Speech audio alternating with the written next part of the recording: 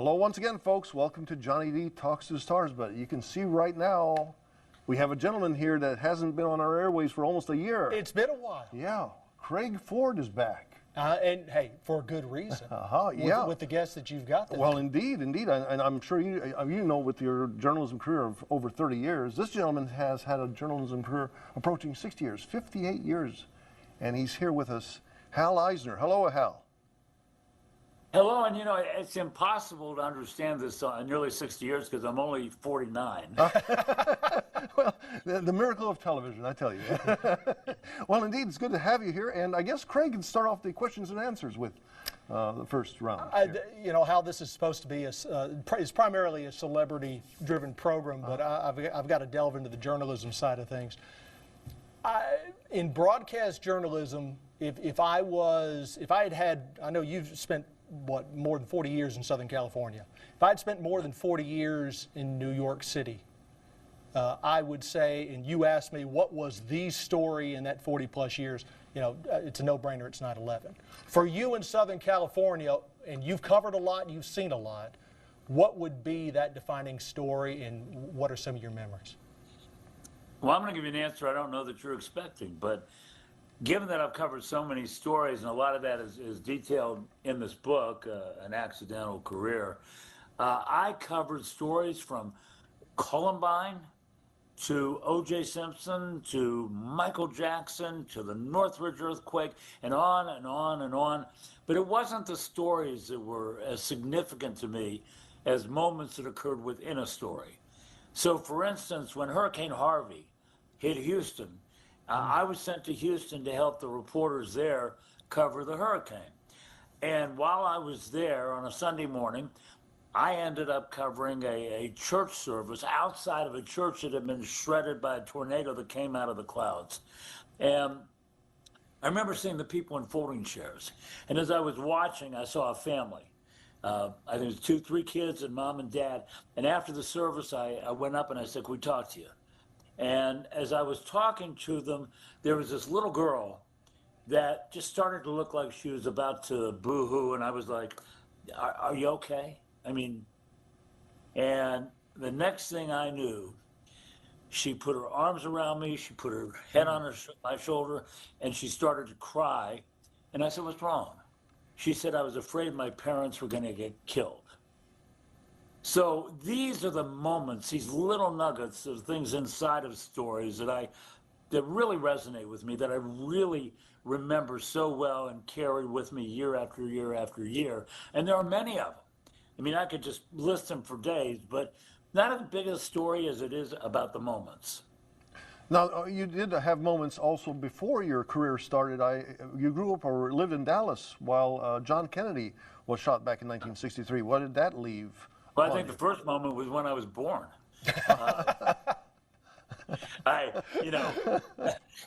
Sorry. I was born in Pittsburgh, Pennsylvania. And if you want to go a little more in depth, it was at Montefiore Hospital. Okay. And at 13, my dad was transferred to Dallas, and he was a salesman for a lingerie firm. And he had Arkansas, Louisiana, and Texas. And we moved there the summer before President Kennedy was assassinated. And bam, just a couple of months after I get there, the assassination happens. And I remember being in the junior high school classroom, science class for Mr. Hofrichter.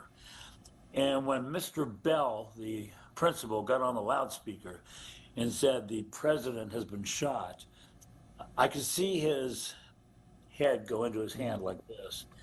And that was the mood the next 4 days. It was like everybody was incredibly depressed. The moods were down. And we went to the auditorium. Kids were crying in the hallway, and we watched on television. And it was just unbelievable. And those are moments that stay with me. In fact, it was so profound. If you look at my bookshelf, you see a lot of Kennedy books here because it was just a big thing that happened as I was a young kid.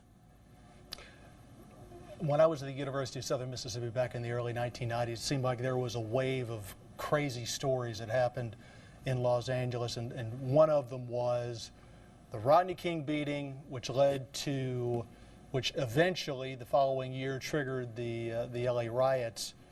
I know you were witness to all that, and I'm asking a lot of you to try to give us or to condense your memories of that time. But your experience in, first off, the beatings, and then the trial aftermath about a year or so later. Well, I don't know that you're asking a lot. If you asked me what I did yesterday, you'd be asking a lot. But with regard to what happened in traumatic situations like that, I can fill you in. You know, when the video came out of the beating involving the officers and Rodney King, it was another station that had it. And so I was sent to George Holliday's apartment, and George Holliday had just gotten this consumer camera and shot from the balcony of his apartment. And I'm sure more than paid for that camera with the money he got for that video. But I went to his apartment, I interviewed him, I talked about this with him, saw this video, and you know, I just remember how impactful it was for everybody in the city. I mean, this really sort of had a big impact on race relations and the feelings of, you know, haves and have-nots and officers versus people, and it was just a really challenging time. And I was one of 3 people that was given a chance to talk to Rodney King. What happened was they had 3 fishbowls, the sheriff's department, and when we came in, they said, put your business card in one of these fishbowls. Radio for one, television for another, and newspaper and wire services for a third. Of all things, they pulled my card out of that fishbowl. And so I ended up being one of the pool reporters with Rodney King, and I remember him all bandaged, and I remember, you know, just having that conversation. But I remember so much about that when he asked people to calm down and said, can we all get along? And, you know, the riots, the chaos that occurred. And I remember driving down the one main street with a cameraman and a news van, a big sofa in the middle of the road on fire. And I remember that we had reporters that I worked with who had to duck under concrete walls to avoid bullets.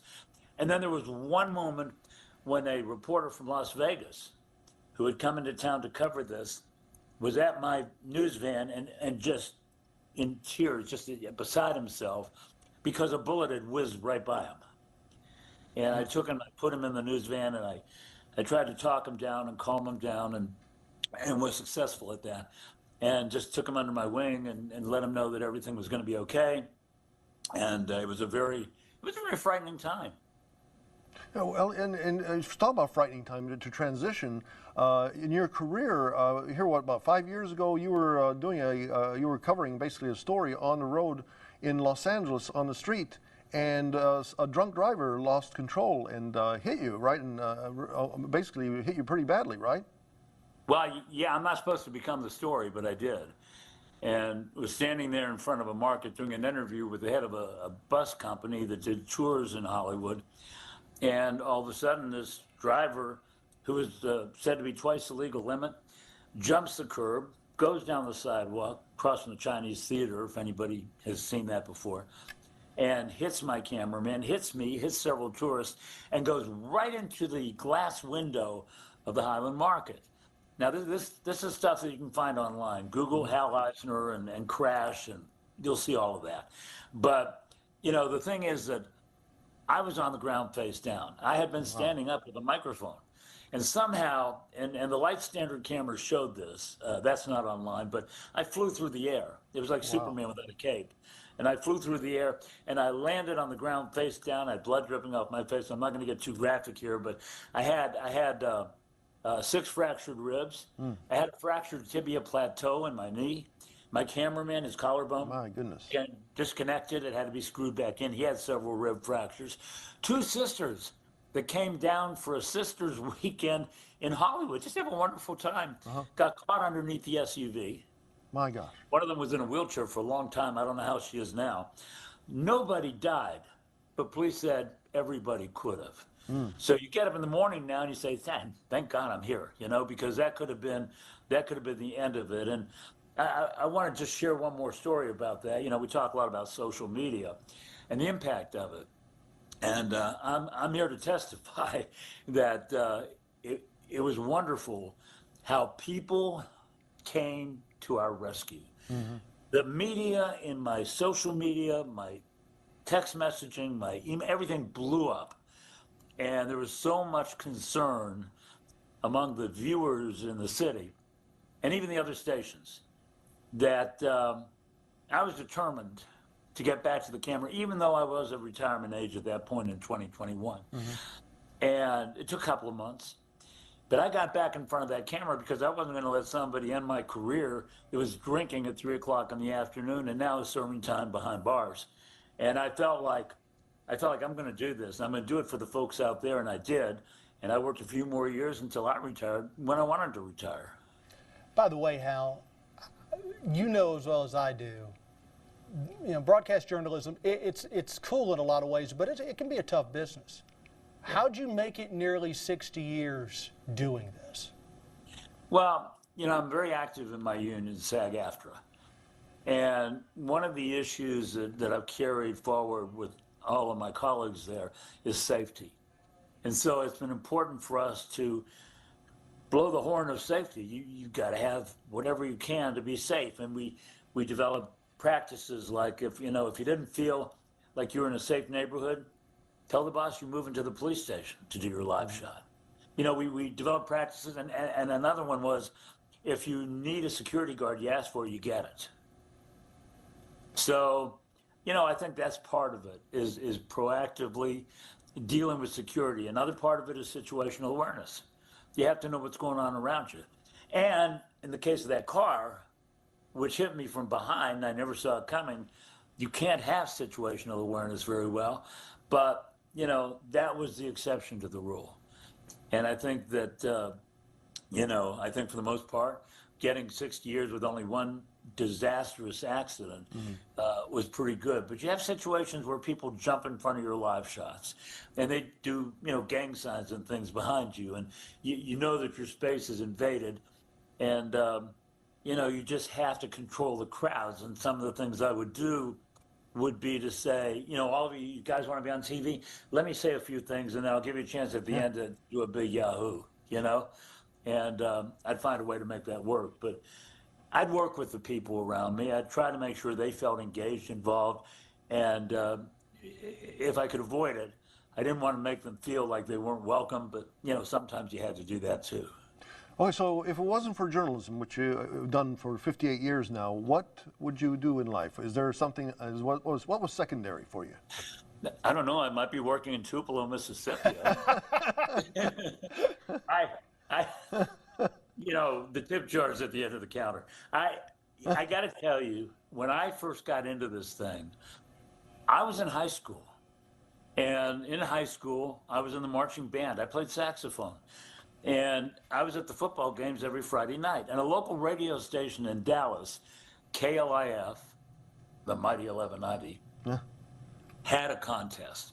And the contest was send in a postcard, tell us why you want to report your high school football score on Friday nights. And either I was the only one to send in a postcard, or they actually pulled my name out of a box, but I won for my school. Now, if that hadn't happened, I wouldn't be sitting here having this conversation with you. I would be probably a lawyer in a courtroom somewhere back in Texas. Because as a kid, I thought, what do I want to be when I grow up? Maybe a lawyer. And I had in my mind, I was going to go to school and do pre-law, and then I was going to be a lawyer and, you know, go through that kind of a course. But because of that postcard, which was an accident, it was something that was unplanned, it caused for a detour, it was an accidental incident that created the career. That's why I ended up in broadcasting. And if I hadn't been in broadcasting, I think law would have been the next thing. But, you know, I ended up listening to the accidents. And I think that's the moral of this story, is when things happen to you, and they do, they happen to all of us, that we're not planning, listen to them. You know, they might accidentally, to use a word, lead you in a direction that you might find very gratifying. You've covered a lot, Hal. one thing I've got to ask you about O.J. Simpson. I know you everything from the murder to the Bronco chase to the trial, some of your recollections of that whole ordeal. Well, on the O.J. case, I was the one who covered the crimes. I didn't cover the trial. I watched it like everybody else. It was the trial of the century and the Dream Team versus Marcia Clark and Chris Darden on the prosecution, and it was a big deal. I mean, especially here, but it was a big deal everywhere. But the crime, that's where I was dispatched, and I'm out there with more media than I think I've ever seen in my career, trying to get information on what had happened. We all knew that somehow here OJ was involved, and that, you know, Heisman Trophy winner. I mean, that was news. So I remember sort of the chaos of that. I remember the effort to try to get the facts and the details. I remember that there was great interest in as much story material as we could get, and there was a lot out there to get. And I remember being mostly at the crime scene. It was one of those stories you just never forget. Well, you know, you've done, again, this for 58 years, and you've seen a lot of changes. You hinted at the social media being one of the big changes. Where do you see this, I mean, from your perspective of the last 58 years, and where do you see journalism going? I know you've mentioned in the past that you're mad about some of the folks criticizing, saying news is fake at times, and how does everybody fix all of this? Well, I have a chapter in this book called "There's No Fake News," and I want you to understand where that comes from. Have you ever known anybody, Craig, that worked in your news department that came up with some story about somebody and every piece of it was fake and they went on the air and told it? Never. Of course not. So where's the fake news? And my point is, those of us in mainstream media are trained. We're trained to use two sources for every piece of information to make sure that we're credible. You know, we lose our credibility, we lose everything. That's our currency. And we have to be right, otherwise we may end up in front of a judge. I never did in 58 years. I never got sued. I don't know about anybody you know, but, you know, we are the protectors and the keepers of the First Amendment. We have a responsibility. We come from people like Walter Cronkite and Edward R. Murrow. And we have a responsibility to keep that going and to carry that on to the next generations. I started a camp back in the year 2000, 26 years ago now. We just had it in December, where we have a weekend. We bring out actors and actresses and special effects makeup artists and police and fire and federal agencies like the DEA and their public information officers. And you'll only hear this from me in this context, we have a fake news story. And that fake news story is for them to cover so that they could end up having a piece of tape that they could take to a small town radio station, a television station, or radio, we do that too, and present that and say, this is what I would be like on your station. And that got so popular, we ended up having an anchor camp, and we worked on that with Pepperdine University, which was just down the canyon in Malibu. And they had a studio, and so we brought in anchors, and we brought in people in that area. Where on the reporting side, we had reporters and producers and writers and news managers. And, you know, we spent a weekend together mentoring. And every year, including this one, I see the crop of kids, and I say kids because anything younger than me is a kid, since I'm older than dirt. But everybody that I've seen come through this camp has been promising. I have not left a camp and felt like we're not in good hands. I left the camp this year feeling we were in good hands. So for all the political maneuverings and the efforts to try to make media look unprofessional, I personally, I don't see it. Well, Hal, well, I know it's been, what, again, 58 years, and where do you go from here? I mean, you're sharp. I'm telling you, you go another, you said you're 49, you can go another 49. Where does Hal Eisner go from here? Well, you know, the book is one thing, and I'm planning some book signings here in LA and things like that. And so that's been keeping me busy. I've taken I take art classes once a week, and I'm learning how to paint, which is pretty good because when I went into it, I didn't even know really how to make a stick figure. And I've got a couple guitars back here, one acoustic, one electric, and the only thing I can play on it is Secret Agent Man.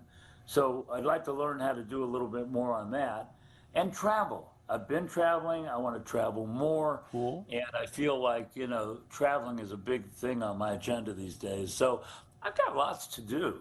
And yeah, Craig, you're retired too, right? So I am. what have you been doing? Catching up on stuff around my house that I've neglected for 25, 30 years. My wife is very, very happy that I'm home, and like we had winter weather here recently, and this was the first time I didn't have to worry about work at all. I could focus strictly on what was going on at home, and she loved having me there. Of course. Now talk to me in about in about 5 or 10 years she might feel differently, but at the moment she's Well, I was going to say, not to interview you, but what does it feel like to be retired in one sentence? Relief. Because and how you were probably the same way. Ever since I graduated from college and I got into this industry, it was pedal to the metal. Not that I didn't take time off here and there, but you're always, if you're going to be good at this job, you've got to stay on top of what's going on. And it's not that I don't do that now, but I still follow things, but at least I've got control of my day. I don't have to be at a certain place at a certain time. I can pretty much, my schedule's wide open for the most part, and it's nice. I wasn't sure, I've never retired before, but I highly recommend it. Now, Craig, ask me the same question. What's it like? I'll give you the question. All right. What's it like to for be you? retired? What's it like for you to be retired, Hal? It's like living in a bowl of Jell-O. You just are floating. You're not structured, like going to this meeting and going to this meeting. Exactly. And you're like floating. It's like being in a bowl of Jell-O, and I love that feeling. I know it's crazy, isn't it? Because that's when you devote your life to you've got deadlines, and that's another thing. We were in a business that had deadlines all the time. All the time. The way you guys are talking, I'm going to retire right now. I know. So, we're sounds giving great to something me. for John to think about. Yes, exactly.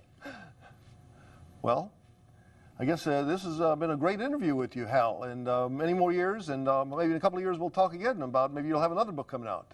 Well, the next time I get to Tupelo, or the next time you get to LA, let's get together and have a cup of coffee. Oh, sounds good. great. Sounds great. You take it easy, okay? All right. All the best, and all the best to everybody out there.